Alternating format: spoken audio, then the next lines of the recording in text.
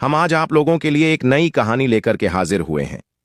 मित्रों, ये कहानी बहुत ही मोटिवेशनल और प्रेरणादायक होने वाली है, तो आप लोगों से निवेदन है कि अंत तक आप लोग बने रहिए। आज की कहानी में हम आप लोगों को यही बताएंगे कि क्या भाग्य का लिखा कभी नहीं मिटता। हर मनुष्य का भाग्य भगवान कैसे रचता है, यह तो केवल वही जाने, क्योंकि किसी के भाग्य में दरिद्रता, गरीबी, परेशानी रहती है, तो किसी के भाग्य में ऐशो आराम रहता है। जैसा इंसान का भाग्य वैसा ही उसका जीवन होता है। क्या भाग्य का लिखा भी कभी बदलता है? आइए जानते हैं आज की इस कहानी से। मित्रों, एक समय की बात है। देवभूमि नामक गांव में एक ज्ञानी पंडित रहता था। फिर एक दिन वह सोचता है कि वह अपने बचपन के मित्र से मिलकर आए। फिर वह अगले ही दिन अपने मित्र से मिलने उसके गांव जाने लगता है। उसका वह दोस्त बचपन से ही एक पैर से अपाहिज था और जुबान से गूंगा था। उस पंडित के गांव से उसके दोस्त का घर लगभग काफी दूर था। वहां जाने के लिए बीच बीच में कई छोटे बड़े गांव पड़ते थे। पंडित रास्ते से अपनी खुशी में चल रहा था, क्योंकि वह बड़े दिनों के बाद अपने दोस्त से मिलने जा रहा था। चलते चलते उसकी मुलाकात एक व्यक्ति से होती है, तो वह व्यक्ति भी पंडित के साथ सफर में चलने लगता है। उस आदमी को देखकर पंडित सोचने लगता है, चलो अच्छा हुआ, रास्ता आसानी से कट जाएगा। और पंडित खुशी से उस व्यक्ति को उसका नाम पूछता है, तो उस व्यक्ति ने अपना नाम धर्मराज बताया। पंडित को यह नाम कुछ अजीब सा लगा, लेकिन उन्होंने नाम के विषय में कुछ ज्यादा उचित नहीं समझा। अब धीरे धीरे दोनों साथ चल रहे थे। तभी रास्ते में एक छोटा गांव आता है। गांव का प्रवेश द्वार आते ही धर्मराज ने पंडित जी से कहता, आप आगे चलो, मुझे इस गांव में एक कार्य है, मैं वह कार्य समाप्त करके आगे आपसे मिलता हूं। पंडित कहता है, ठीक है, और वह वहां से चलने लगते हैं। कुछ ही देर बाद खबर फैली कि किसी व्यक्ति को बैल ने कुचल दिया है। जैसे ही बैल ने उस व्यक्ति को कुचल दिया, ठीक कुछ देर बाद ही धर्मराज पंडित के पास वापस आ जाता है। फिर दोनों चलना शुरू कर देते हैं। चलते चलते वह दोनों एक गांव के मुख्य द्वार पर पहुंच जाते हैं। गांव के बाहर एक बहुत ही बड़ा और आलीशान एक महल दिखाई देता है। वहां पर आराम करने की सुविधा काफी बढ़िया लग रही थी। पंडित के दोस्त का घर अभी भी वहां से दूर था, और रात होने के कारण पंडित धर्मराज से कहते हैं, रात होने वाली है, सारा दिन सफर करने से तुम भी थक गए होंगे और भूख भी लग रही होगी, तो यहां पर हम भोजन करके यहां पर ही विश्राम करते हैं, और आगे का सफर हम अगली सुबह जारी रखेंगे। राज ने कहा, ठीक है, मुझे भी यहां पर किसी को कुछ पैसे देने हैं, तुम भोजन करके आराम करो, मैं थोड़ी देर बाद आकर भोजन कर लूंगा। इतना कहकर वह वहां से चला जाता है। लेकिन उसके जाते ही कुछ देर बाद गांव में धुआं उठता हुआ दिखाई देता है, और देखते ही देखते पूरे गांव में आग लग जाती है। पंडित ने हैरानी से सोचा, यहां धर्मराज, कुछ तो गड़बड़ है।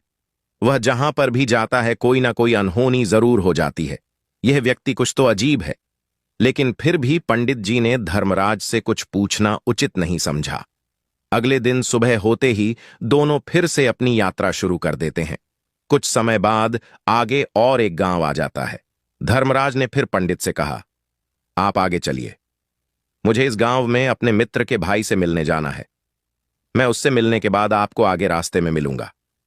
यह कहकर धर्मराज वहां से चला गया। लेकिन पंडित इस बार आगे नहीं गया। वह वहीं खड़ा होकर धर्मराज को देखने लगता कि वह कहां पर जाता है और क्या करता है।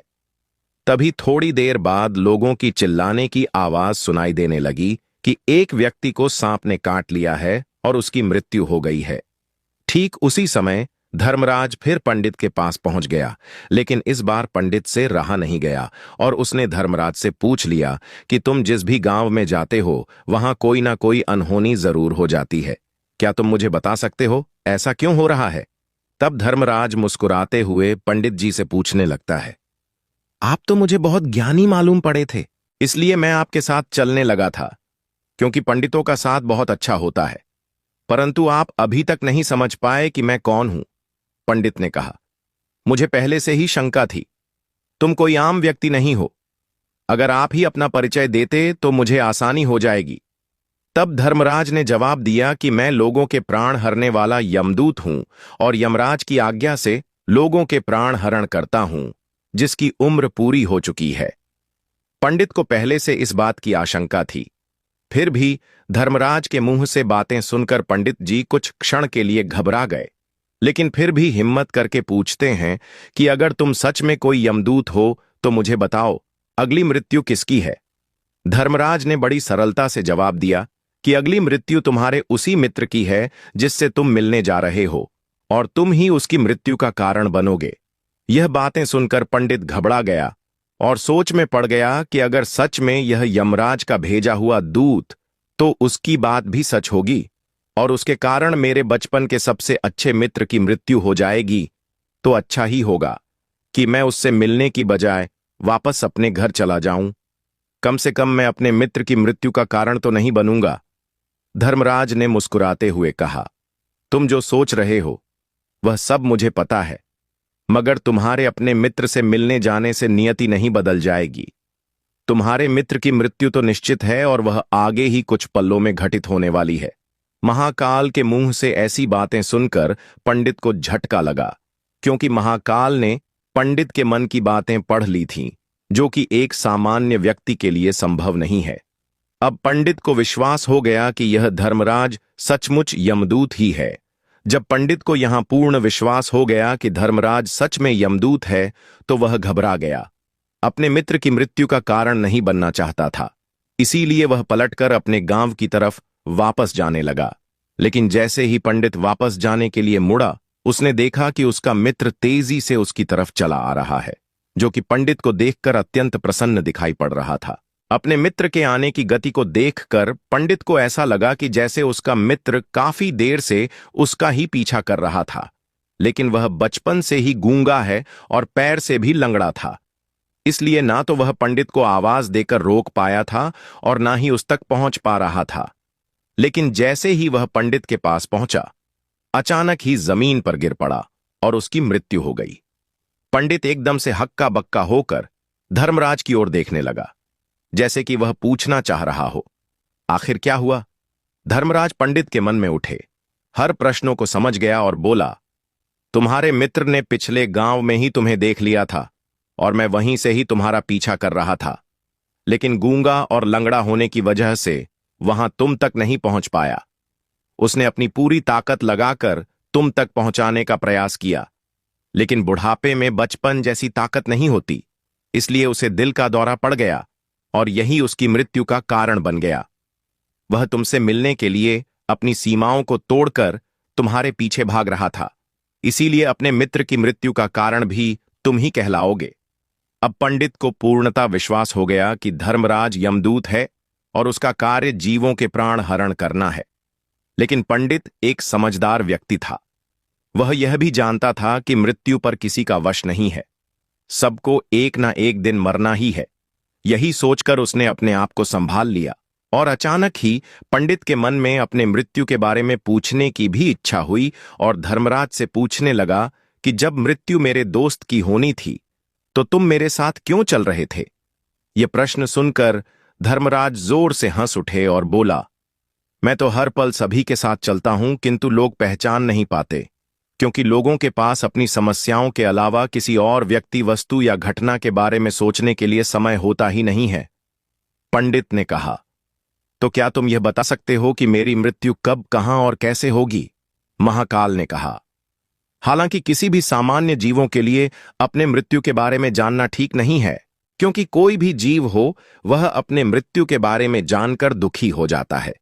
तुम व्यक्ति मालूम पड़ते हो और तुमने जिस तरीके से अपने मित्र की मृत्यु को सहन कर लिया है, उसे देखकर लगता है कि तुम अपनी मृत्यु के बारे में जानकर भी दुखी नहीं होगे।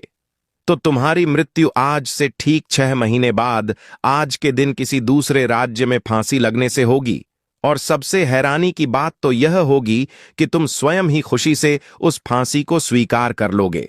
इतना कहकर धर्मराज वहां से चला गया, क्योंकि अब धर्मराज के पास पंडित के साथ चलते रहने का कोई कारण नहीं था। इसके बाद पंडित ने अपने मित्र के शरीर का अंतिम संस्कार किया और उसके क्रियाकर्म करके अपने गांव वापस आ गया। मित्रों, लेकिन कोई व्यक्ति कितना भी ज्ञानी क्यों ना हो, अपनी मृत्यु के बारे में जानकर दुखी तो होता ही है और मृत्यु से बचने का कोई ना कोई उपाय भी खोजता है। तो पंडित भी इसी तरह बचने का उपाय सोच रहा था। पंडित ने भी वही किया। क्योंकि पंडित विद्वान था, इसलिए उसकी पहचान उस राज्य के राजा तक थी। पंडित ने सोचा कि राजा के पास तो कई सारे ज्ञानी मंत्री हैं, वह मेरी मृत्यु से संबंधित समस्या का कोई ना कोई समाधान निकाल ही लेंगे। पंडित यही सोचता हुआ राजा के दरबार में पहुंच जाता है और राजा से सारी घटना के बारे में बताता है। राजा ने अपने मंत्रियों को सारी समस्या बताई और उनसे सलाह मांगी। अंत में सभी ने विचार विमर्श करके कहा, अगर पंडित की बात सही है तो उसकी मृत्यु भी 6 महीने बाद ही होगी, लेकिन मृत्यु तो तब होगी जब वह किसी दूसरे राज्य में जाएगा। यदि वह किसी दूसरे राज्य में जाए ही ना तो मृत्यु नहीं होगी। मंत्रियों की सलाह राजा को भी सही लगी। इसके बाद पंडित ने रहने की सारी व्यवस्था महल में ही कर ली। राजा के आदेश के बिना उस पंडित से किसी को भी नहीं मिलने दिया जाता था, लेकिन पंडित कहीं भी जा सकता था ताकि पंडित को ना लगे कि वह राजा के कैद में है। परंतु पंडित डर के मारे स्वयं ही कहीं आता जाता नहीं था। धीरे धीरे महीने गुजर गए और पंडित की मृत्यु का समय नजदीक आने लगा और एक दिन वह भी दिन आ गया। जिस दिन पंडित की मृत्यु होनी थी तो उसी दिन पंडित की मृत्यु होनी थी। उसी रात पहले पंडित डर के मारे जल्दी सो गया ताकि जल्दी से वह रात बीत जाए और अगला दिन आ जाए ताकि मृत्यु टल सके। लेकिन पंडित को नींद में चलने की बीमारी थी और अपनी बीमारी के बारे में वह स्वयं ही नहीं जानता था। तो फिर राजा मंत्री या किसी वेद को इसके बारे में बताने का कोई प्रश्न ही नहीं उठाता। पंडित अपने मृत्यु को लेकर बहुत चिंतित था। वहां पिछले कई दिनों से ठीक से सो भी नहीं पा रहा था, और नींद में चलने की बीमारी भी तभी होती है जब व्यक्ति को ठीक से सो नहीं पा रहा हो। तो उस रात भी पंडित को नींद में चलने का दौरा पड़ा। वह उठा और महल से निकलकर अस्तबल में गया। क्योंकि पंडित राजा को खास मानता था, इसीलिए कोई भी पहरेदार ने उसे नहीं रोका और ना ही किसी तरह की कोई पूछताछ की। हस्तबल में पहुंचकर वह सबसे तेज चलने वाले घोड़े की पीठ पर सवार होकर नींद में ही अपने राज्य की सीमा से बाहर दूसरे पड़ोसी राज्य में चला गया। इतना ही नहीं, वहां दूसरे राज्य में जाकर राजा के महल में पहुंच गया। उसे महल के पहरेदार ने भी नहीं रोका और ना ही पूछताछ की। सभी लोग रात्रि के अंतिम प्रहार होने के कारण गहरी नींद में थे। वह पंडित सीधे राजा के शयन कक्ष में पहुंच गया और राजा रानी सो रहे थे। वहीं पर पंडित भी जाकर सो गया। सुबह हुई तो राजा ने पंडित को रानी के बगल में सोया हुआ देखा तो वह बहुत क्रोधित हुआ। राजा ने पंडित को कैद करने का आदेश दिया। पंडित गिरफ्तार हो गया, लेकिन पंडित तो बहुत चालाक था। उसे तो कुछ समझ नहीं आ रहा था कि आखिर वह दूसरे राज्य में और राजा के सैन्य में कैसे पहुंचा। लेकिन वहां उसकी यह सब सुनने वाला कोई नहीं था। राजा ने पंडित को दरबार में पेश करने का आदेश दिया। कुछ देर बाद उस पंडित को दरबार में लाया गया। पंडित को देखते ही राजा इतना आग बबूला हो गया कि उसे फांसी पर चढ़ा देने का हुक्म सुना दिया। फांसी की सजा सुनकर पंडित कांप गया, लेकिन फिर भी थोड़ी सी हिम्मत जताकर राजा से बोला, हे महाराज, मैं नहीं जानता कि मैं राजमहल कैसे पहुंचा। मैं यह भी नहीं जानता कि आपके महल के किसी पहरेदार या सैनिक ने मुझे रोका क्यों नहीं, लेकिन इतना जरूर जानता हूं, आज मेरी मृत्यु होने वाली ही थी। जो आज होने जा रही है। राजा को यह बात थोड़ी अजीब लगी। उसने पंडित से पूछा, तुम्हें कैसे पता कि आज तुम्हारी मृत्यु होनी है? राजा के इस प्रश्न का जवाब पंडित ने पिछले 6 महीने का सारा वाकया राजा को सुना दिया और बोला, महाराज, मेरा क्या किसी भी सामान्य व्यक्ति का साहस नहीं होगा कि राजा के सैन्य कक्ष में जाकर राजा की उपस्थिति में रानी के साथ सो जाए। राजा को पंडित की बात में थोड़ा तर्क दिखाई पड़ा, परंतु उसने सोचा कि यह मृत्यु से बचने के लिए धर्मराज और उसके द्वारा अपनी मृत्यु की भविष्यवाणी की कहानी बना रहा है। राजा ने पंडित से कहा, यदि तुम्हारी बात सत्य है और आज तुम्हारे मृत्यु का दिन है, जैसा कि धर्मराज ने तुम्हें बताया था, आज तुम्हारे मृत्यु का कारण मैं नहीं बोलूंगा। लेकिन यदि तुम्हारी बात झूठी निकली तो निश्चित ही आज तुम्हारी मृत्यु का दिन होगा, क्योंकि जिस राज्य से पंडित आया था उसी राज्य का राजा इस राजा का मित्र था। इसीलिए राजा ने तुरंत अपने सैनिकों को पड़ोसी राजा के पास भेजकर पंडित की बात की, सत्यता का प्रमाण मांगा भेजे गए। सैनिक शाम तक लौटे और उन्होंने राजा को बताया कि महाराज, पंडित जो कुछ भी कह रहा है और सब सत्य है। पड़ोसी राज्य के राजा से पिछले 6 महीने से पंडित के रहने की सारी व्यवस्था अपने ही महल में रखी थी। पंडित राजा का खास मेहमान था। कल शाम राजा आखिरी बार पंडित से उसके कक्ष में मिले थे और उसके बाद यह इस राज्य में कैसे पहुंच गया, इसकी जानकारी किसी को भी नहीं है। इसीलिए उस राज्य के राजा के अनुसार पंडित को फांसी देना ठीक नहीं है। लेकिन राजा के सामने यह नई समस्या थी, क्योंकि उसने बिना पूरी बात जाने ही पंडित को फांसी की सजा सुना दी थी। इसलिए अगर उसने फांसी नहीं दी तो राजा का वचन का अपमान हो जाएगा। लेकिन अगर राजा की बात का मान रखा जाए तो बेवजह एक निर्दोष व्यक्ति की मौत हो जाएगी। राजा ने अपने सभी मंत्रियों से इस बारे में सुझाव मांगा तो मंत्रियों ने राजा को सुझाव दिया कि महाराज पंडित को एक कच्ची सूत के धागे से फांसी लगवा दी जाए। इससे आपका कथन का भी मन रह जाएगा और कच्चे सुख के धागे से पंडित को फांसी भी नहीं लगेगी और उसके प्राण भी बच जाएंगे। राजा को मंत्रियों का यह सुझाव पसंद आया और उसने ऐसा ही करने का आदेश दे दिया। पंडित के लिए कच्चे सूत के धागे से फांसी का फंदा बनाया गया और नियम के अनुसार पंडित को फांसी पर चढ़ाए जाने लगा। सभी लोग बहुत खुश थे कि ना तो वह पंडित मरेगा और ना ही राजा का वचन खाली जाएगा। पंडित को भी पूर्ण विश्वास था यह सूत के धागे से तो उसकी मृत्यु हो ही नहीं सकती, इसलिए इस पर चढ़ने के लिए तैयार हो गया।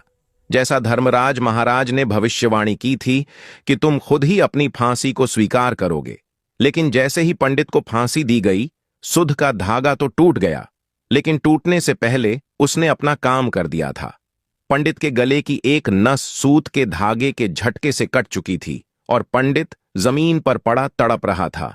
उसी पर उसके गले से खून ही खून निकल रहा था और देखते ही देखते पंडित का शरीर पूरी तरह से शांत हो गया।